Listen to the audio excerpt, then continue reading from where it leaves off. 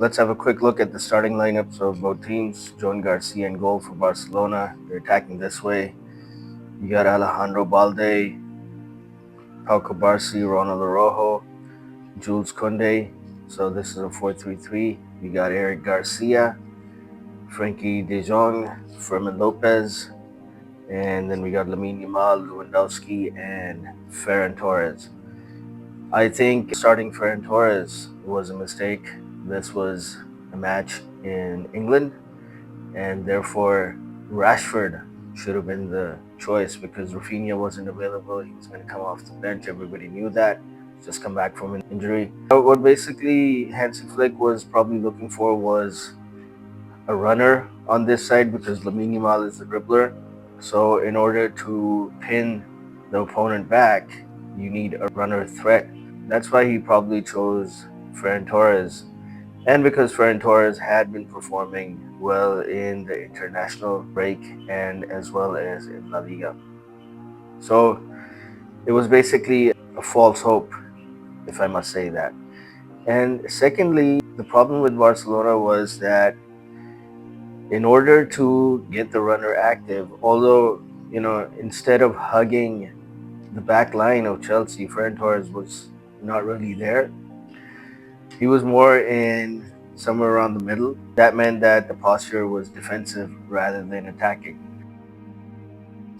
The reason for the pin back is you gotta be up there all the time so that when the team is playing a high line, the opponent, like Chelsea does, and they did last night, you're pinning them back and you're making those runs into space and you're getting those long feeds.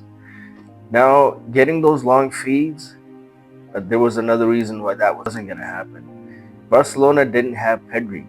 Frankie de Jong, he's mostly a runner, fine. They do move into this 4-2-3-1 with Fermin Lopez going up. But the problem is that Frankie de Jong is more of a ball carrier. He does make those long passes, but it's not all the time. So the guy who actually does that is Pedri. And he wasn't there. Barcelona don't have a backup for him.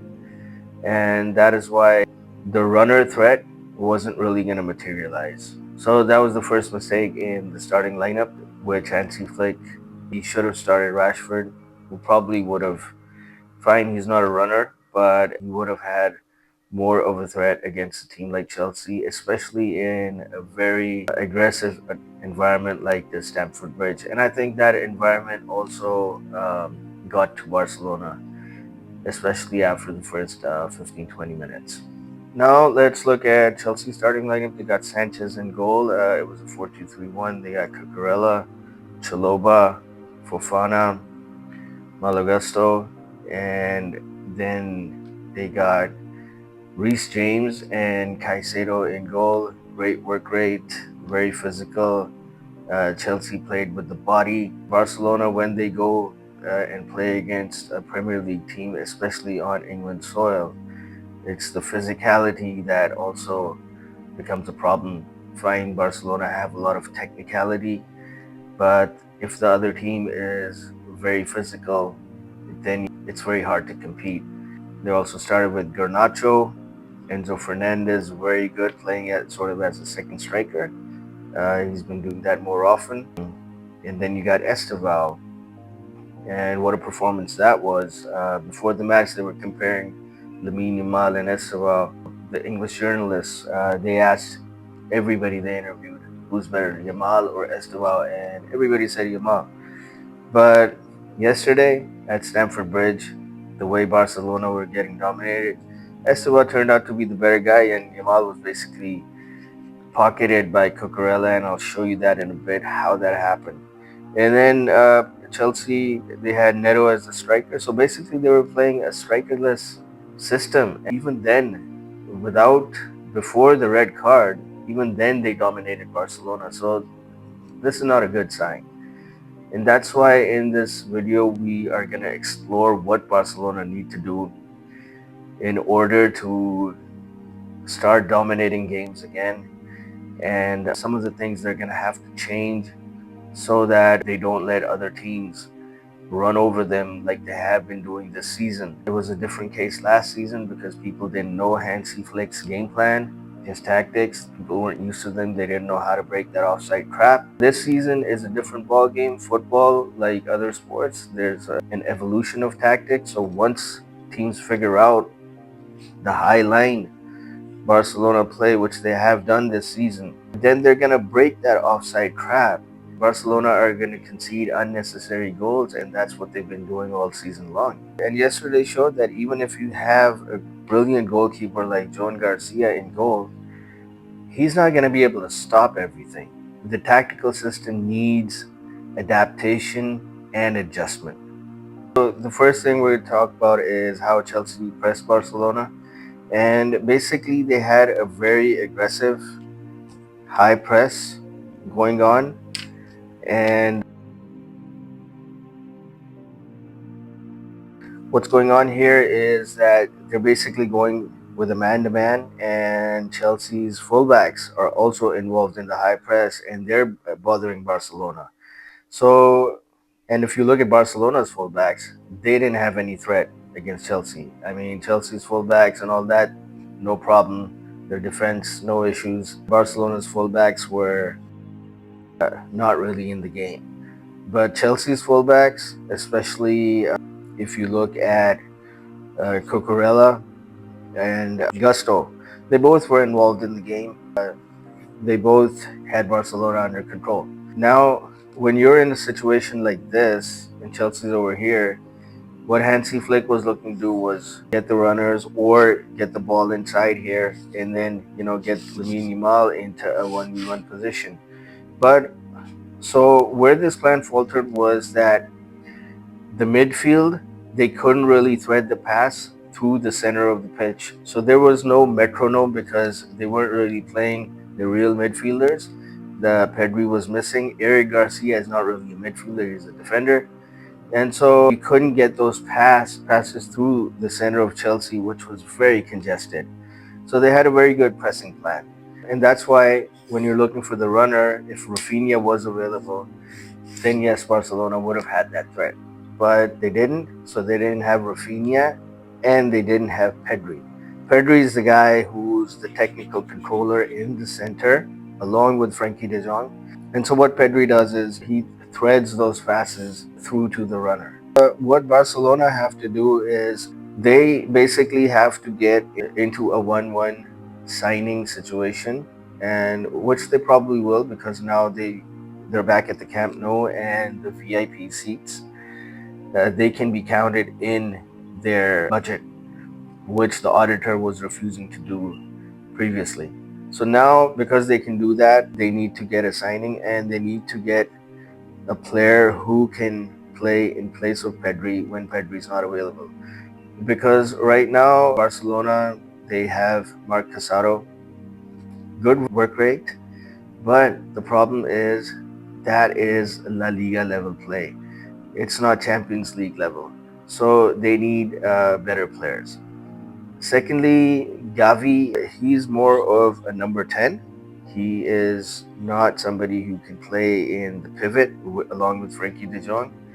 Yes, he's physical, but we've seen that when Barcelona played Manchester United in the Europa League, just if you're bumping into players, that doesn't mean the physicality is there. Fine, he's more physical than other players and all that.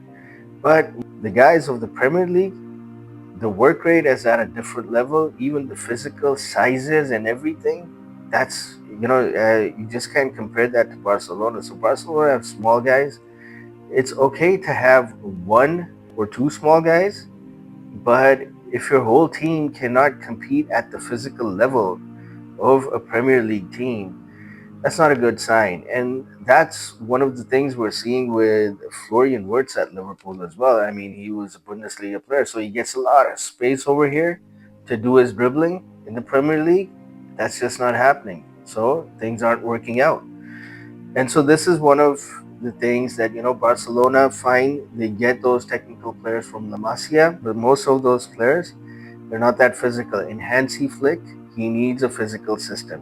You got to hit the market for that. You need players like Goretzka and Kimmich and all that who were actually making that offside crap work, because what they were doing was that, they were basically winning the ball around this part of the pitch. That high press was working. So that's why that offside crap, whenever it was set at Bayern, it worked, And at Barcelona, they've just figured out, if you bypass the midfield, which almost team almost always does, because these guys aren't the pressing type. Frankie De Jong, Pedri, Fermin Lopez, and all these guys, they're not going to press that well.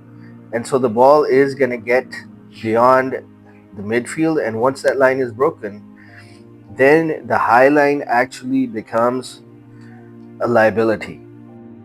What the other team does is they basically have the striker offside, and they pass the ball to the side, and the guy on the side is basically, he's timing his run and he's not offside. So once he gets the ball, and they bypass the offside crap, because instead of going back, Barcelona are actually going in this direction because they want to set up that offside crap.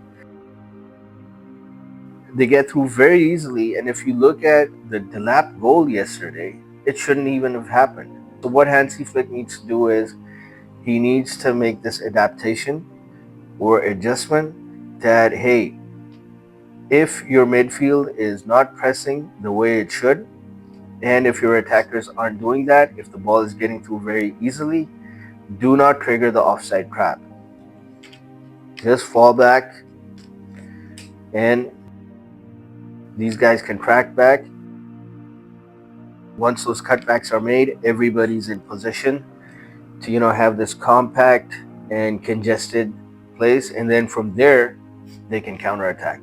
The offside trap has to go unless the press is really good. Bayern, what used to happen was that because the team was more physical, they used to press much better. And when they used to press much better, the offside trap didn't get triggered that much, although it was in play.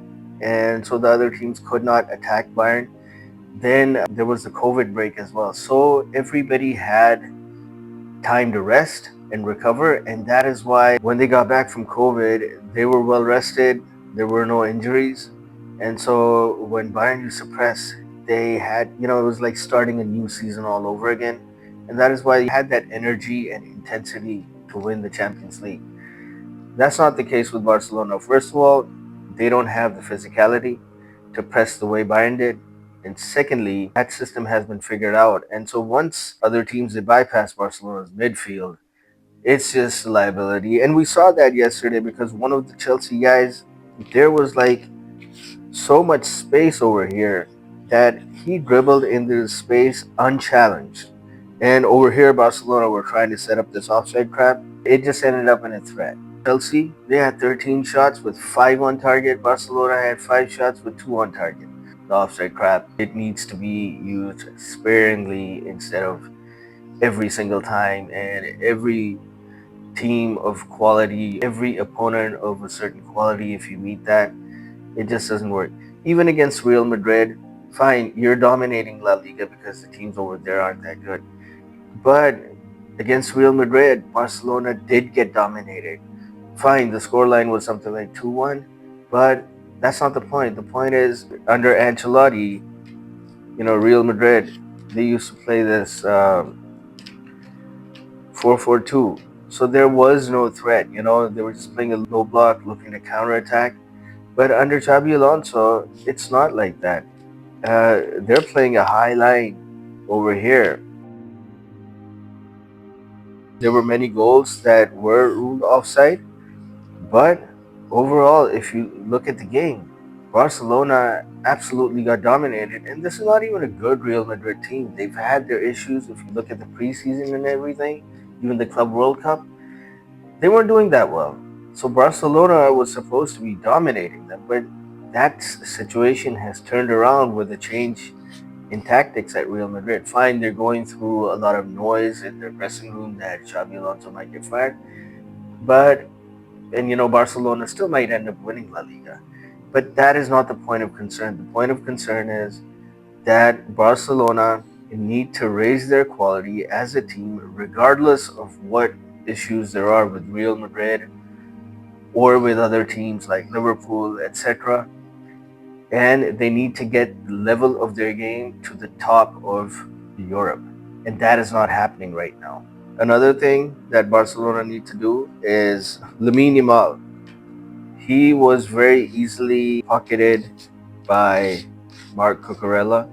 And Cucurella even said that, he's going to do that in the pre-match press conference. And he did live up to his word. Lamine Yamal is a great player and all that, but he did lose focus at the start of the season. There was too much hype around him because he had this amazing performance. He was 1v1 beating everybody. That amazing performance against Inter Milan and against other teams, dribbling here, down in the middle, beating people on the sides, and then, creating those diagonal chances for Barcelona. All that was happening. But then that success, I think it just got to his head a little bit, and the lifestyle changes. In football, you got to be focused, you got to be 100% there. And if that's not going to happen, there are higher chances that it will affect your performance on the pitch. And so then we did hear about his injury and all that. So what Cucurella did yesterday was that whenever Yamal got the ball, he was really fast to crack back. But if you look at what was happening, it wasn't just Cucurella doing it. There was a defender also moving in, and there was another player.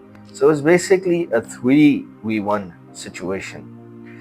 And so if Yamal goes here, which he does, Cucurella knows that these two positions are blocked.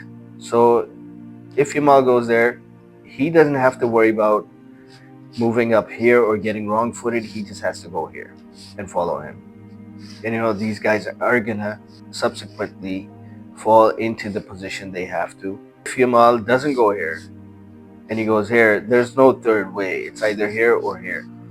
This guy and this guy are gonna drop in, and they're gonna cover that space. Teams figured this out. PSG figured it out. Portugal figured it out against Spain. And the midfielder and the defender get involved. And that is why Yamal is basically neutralized. So how do you fix that? Well, the way you fix that is that you get the number 10 involved. From there, we come down to Fermin Lopez's game. Now, Fermin Lopez is a good player. He's the sort of 10 Hansi Flick wants because he does serve as a second striker. He likes to go in the box more than Pedri, more than Gavi. When Fermin Lopez is in the box, he does take those shots. But that works only in LaLiga. It has not worked in the Champions League, and his performance against Newcastle was also under par. He did get that chance. He should have passed the ball, but he took the shot himself. Again, the level is not what it should be. Hansi Flick, fine. Dani Olmo is not in the best of form. But in a match like this, you got to start your best player. And the best number 10 Barcelona does have is Dani Olmo. So fine, in La Liga you can start Fermin Lopez, but in the Champions League, you need a different level at play. So even if Dani Olmo is not performing at 100%, maybe this could have been that match that would have got his performance to the level it should be. By the time, Flick did make changes, Barcelona had already lost the game. When Yamal gets the ball and he is in a 1v3 or 1v2 situation, the number 10 has to come into play. So either overlap or go there. And if the number 10 is not doing that, then what Hansi Flick's doing is he's basically using Balde as the runner on this side, and Koundé is more defensive this season. Last season, because of Balde's injury, Koundé was, either inverting or overlapping, and he was playing in a more forward orientation. This season, that's not the case. But when you see that Yamal is in a situation that is a 1v3, so either you overlap with Koundé and then, get that back three here, a double here, so you have this best defensive five, you can do that. Or if Yamal goes here, then Kunde's got to make that underlapping run, and that's how that threat is going to come. And so you got many players over here doing that, and that's how the offside trap also will work better. But that's not happening this season, and so that is why Yamal in a 1v1, he doesn't have that blistering pace. He's come out of an injury. Other teams have figured out his game. He needs support. So that is the second tactical change Hansi Flick needs to make, that he needs to get Kunde or the number 10 more involved. Third, the thing is, Ronald Araujo. Look, he's a great guy. He's had some brilliant performances against Real Madrid when it comes to top teams under Xavi, but Xavi was normally playing him as a right winger, not as a defender.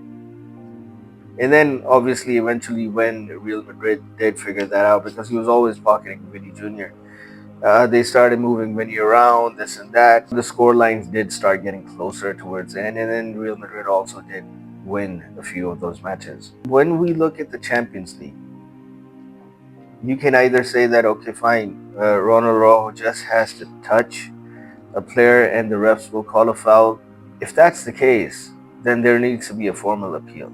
Against Barcola, he just did touch him, and other teams been doing that. No card has been called. But over here, because it was a clear goal-scoring chance, all he did was touch him with both his hands. Barcola went flying. So the red card was called, and from there, Barcelona lost. Before that, they were winning it, and they probably could have gone all the way. And then against other teams, we've seen this happen again and again, that whenever Ronald Araujo is involved in Barcelona's defense and it comes to a big Champions League night, there is some mistake or the other that takes the entire match down with it.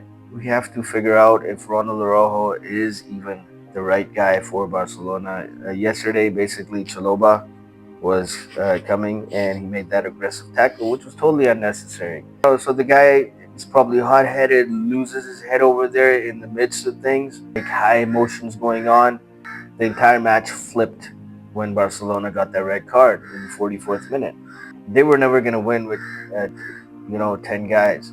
So at that point, Chelsea were winning 1-0, and if Ferran Torres had not missed that open goal, it could have been a different game. Even with Barcelona playing at a much lower quality than Chelsea.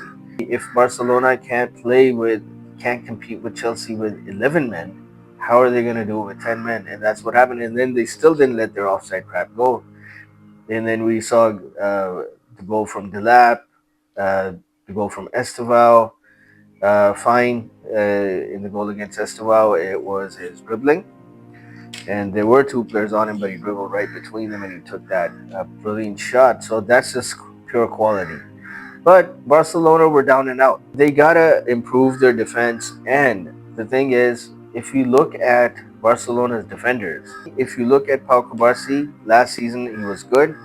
The reason Flick plays him is because Flick wants to play him against teams that give you space, and what that happens is that Pau Cubarsí dribbles the ball all the way over here and connects directly with that front five system. And so there's that verticality, and that's how Hansi Flick builds up. He doesn't want the midfielders building up. He wants the midfielders basically pressing off the ball, and he wants your defenders to connect with that front five. Now, Cubarsí is really good for that. But when it comes to defending, and the other team is more aggressive than you are, like Chelsea were yesterday, Newcastle were as well. Fine, Barcelona did have Pedri. Newcastle were going through this transition because they lost their striker, Isaac. But Newcastle actually did play good against Barcelona. So it's those Premier League teams which have basically a much higher quality. Fine, Barcelona have that technical quality which is better than any other team in the world, but they don't have that physicality. Chelsea, Newcastle, and Chelsea is a young team. Even Hansi Flick said that Chelsea was playing more with their body. They're bumping into Barcelona And Barcelona's small guys, they just can't compete with them. The technical level comes later. First, it's the physical level, and without Pedri, you're not really that technical either. Chelsea was more technical than Barcelona were because they got Maresca as their coach, and he's a Pep Guardiola student. Pau Kubarsi, he hasn't really had a top performance this season. So fine, yeah, he can get the ball out from the back, but can he defend that well? Barcelona need to answer that question. Eric Garcia, again, good against La Liga teams. Played an okay game yesterday, but fine, he can be there, but he should not be your starting guy. Then you got Christensen, that doesn't work. So Barcelona need an experienced guy who's not really that old, but someone in their, 27, 28-year-old guy who's at the peak of his career. Because last season, Inigo Martinez was the experienced guy, and you need that guy who's captaining your defense. You need that experience there. So Barcelona had that in Inigo Martinez. This season, they don't. And so they're going to have to redo their defense. So Kubarsi's good, but is he that good that he needs to start in the big games, or does he need someone, a more senior player, who can guide him throughout the game on what to do, where to be, and all that? Because there needs to be a guy who sets up the defense on the pitch. They also need to get a replacement for Pedri. Fine, you're not going to find that technical level player as Pedri. That's going to be impossible to find, but you need somebody who can play as a backup. Because Pedri, you cannot play him every single match. They try to sell everybody that myth that the more Pedri plays, the better he is, and the less he gets injured. Well, that didn't work out. Basically, he was overplayed and he got injured. You need a backup, and one of the mistakes Barcelona did was they had this guy called Riqui Puig, and fine, he wasn't the same level as Pedri, but very close. And the reason was, and he could press high. The thing was, he just didn't track back. But even if Pedri, Gavi, and all these players do track back, the midfield is still getting bypassed. Even with Frankie De Jong, because Frankie De Jong is also not much of a presser. He's not that same physical guy as some of the Premier League midfielders are, and that's where Barcelona get beaten. So if they hadn't sold Riqui Puig, he did take LA Galaxy all the way and they won it. And because he was playing every single match, which shouldn't have been the case, that's why he got injured. If they hadn't sold a guy like that, Pedri's performance would have been better, because if you have competition for one position, both the players play well. So they took out that main competition for him. Gavi got injured. He was overplayed as well. That whole setup, Barcelona just lost that competitiveness, and Pedri was playing every single match. Nobody who could challenge him. Eventually, he got injured. So that was a mistake Barcelona made. So now they need to get a backup for Pedri, serve as a rotation player for Pedri. Because when Gavi comes back for injury, we do not know how he's going to be. Raphinha, when in form, which he will be because he's back from injury, Barcelona is going to be a different team because they're going to be pinning everybody back. Chelsea, if Raphinha was at his best, if Pedri was there, they would have pressed for that first 15 minutes. But that first 15 minutes was a good game for Barcelona. After that, they collapsed because the aggressiveness and intensity of Chelsea and Stamford Bridge, they just couldn't match that. But if Pedri's there, if Raphinha's there, Lewandowski, Yamal, Kunde overlapping, they've got the other team pinned back. So, then Kunde can move forward. They got to do that. They got to change the number 10 for the big games. If Dani Olmo doesn't work, then sell him, okay? And get another guy. They got to hit the market, and they got to let that offside crap go. It's killing them. Everybody's figuring it out, and it's just not working anymore. Use it sparingly. Don't use it all the time. So instead of telling your defenders to move forward and give your opponent easy chances, they're still scoring 2 or 3 goals off of that. 2 or 3 are being cancelled by the offside trap. So teams are taking like 6 or 7 chances, which are on target, going inside the goal. That's crazy, man.